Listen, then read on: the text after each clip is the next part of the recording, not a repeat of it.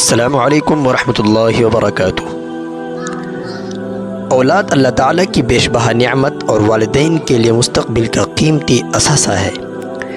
یہی وجہ ہے کہ ان کے وجود کو دنیاوی زندگی میں زینت اور رونق سے تعبیر کیا جاتا ہے، لیکن یہ اولاد رونق و بہار اور زینت و کمال کا سبب اسی وقت بنتی ہے جب انہیں زیور تعلیم سے آراستہ کیا جاتا ہے۔ بچپن ہی سے ان کی صحیح نشو و نما کا خیال رکھا جاتا ہے، ان کی دینی تربیت و پرداخت کو ضروری سمجھا جاتا ہے، نیز اسلامی و ایمانی ماحول میں انہیں پروان چڑھانے کا اہتمام کیا جاتا ہے۔ شریعت مطہرہ کی روح سے والدین پر اولاد کے سلسلے میں جو حقوق عائد ہوتے ہیں، ان میں سب سے اہم اور مقدم حق ان کی دینی تعلیم و تربیت ہی ہے۔ اسلام عصری تعلیم کا ہرگز مخالف نہیں، لیکن دین کی بنیادی تعلیم کا حصول اور اسلام کے مبادئیات و ارکان کا جاننا تو ہر مسلمان پر فرض ہے، اور اسی پر اخروی فلاح و کامیابی کا دار و مدار ہے۔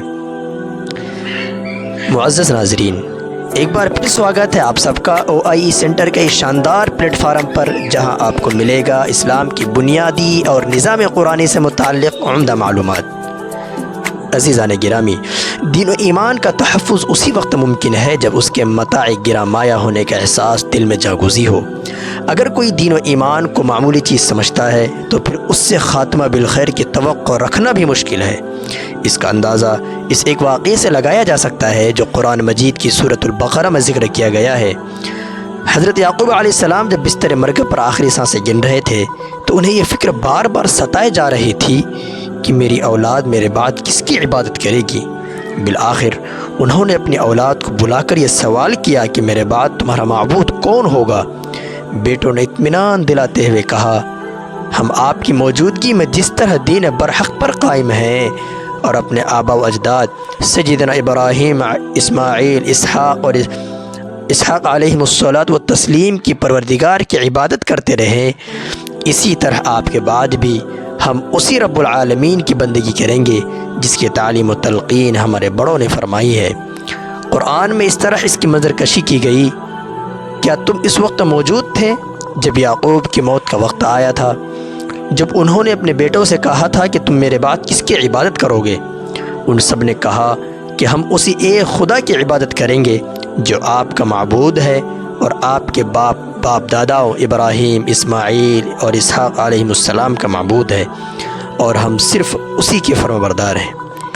یہاں یہ بات بھی ملحوظ خاطر رہے کہ اولاد کی تعلیم و تربیت میں کوتاہی آخرت میں مواخذہ کا سبب بن سکتی ہے، اس لیے اللہ تعالیٰ اہل ایمان سے خطاب کر کے فرماتا ہے، اے ایمان والو، اپنے آپ کو اور اپنے اہل و عیال کو جہنم کی آگ سے بچاؤ جس کا ایندھن لوگ اور پتھر ہیں، اس پر سخت اور طاقتور فرشتے مقرر ہیں جو اللہ کی نافرمانی نہیں کرتے، انہیں جو حکم دیا جائے وہ کر گزرتے ہیں۔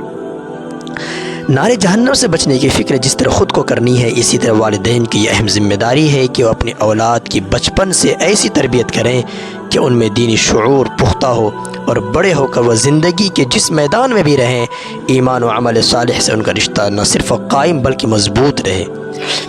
تربیت کی دو قسمیں ہیں، نمبر 1 ظاہری تربیت، نمبر 2 باطنی تربیت۔ ظاہری اعتبار سے تربیت میں اولاد کی ظاہری وضاقتہ، لباس، کھانے پینے، نشست و برخاست، میل جول، اس کے دوست و احباب اور تعلقات و مشاغل کو نظر میں رکھنا، اس کے تعلیمی قوائف کی جانکاری اور بلوغت کے بعد ان کے ذرائع معاش کی نگرانی وغیرہ امور شامل ہیں۔ یہ تمام امور اولاد کی ظاہری تربیت میں داخل ہیں، اور باطنی تربیت سے مراد ان کے عقیدہ اور اخلاق کی اصلاح و درستگی ہے۔ اولاد کی ظاہری اور باطنی دونوں قسم کی تربیت والدین کے ذمہ فرض ہے۔ ماں باپ کے دل میں اپنی اولاد کے لیے بے حد رحمت و شفقت کا فطری جذبہ اور احساس پایا جاتا ہے۔ یہی پدری و مادری فطری جذبات و احساسات ہی ہیں جو بچوں کی دیکھ بھال، تربیت اور ان کی ضروریات کی کفالت پر انہیں ابھارتے ہیں۔ ماں باپ کے دل میں یہ جذبات راسخ ہوں اور ساتھ ہی ساتھ اپنی دینی ذمہ داریوں کا بھی احساس ہو تو اپنے فرائض اور ذمہ داریاں احسن طریقہ سے اخلاص کے ساتھ پوری کر سکتے ہیں۔